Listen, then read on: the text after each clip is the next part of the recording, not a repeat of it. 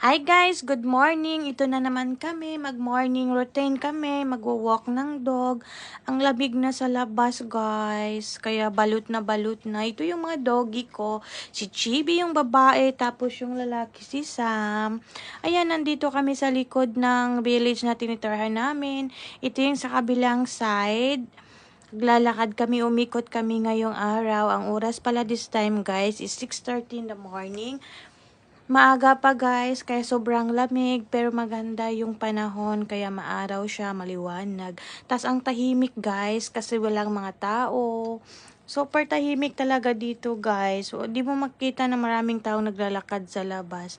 At habang naglalakad kami guys, pag-ikot namin dyan, nandyan yung vending machine na nakita namin. Alam nyo ba guys, pwede kang bumili ng condom dito na L size, M size, at saka S size. Tas may lighter daw. Tapos mask, cigarette, at saka love lotion. Ang galing, 'di ba? Pero pag hindi ka pa 20 years old, hindi ka pwedeng bumili diyan at wala kang TASPO card.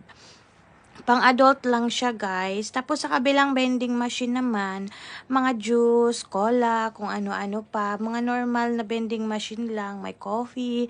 Pwedeng gamitin pala dyan, guys, ang GCash, gamit ang Alipay, tapos credit card, debit card, at saka kung ano pang apps, pero sa Japan lang. Pag Pilipinas apps is yung GCash lang, guys.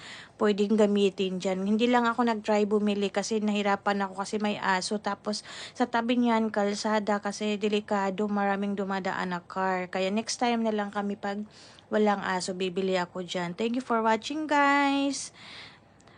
Nabubulol ako, hindi ako sanay. Thank you for watching. Bye bye.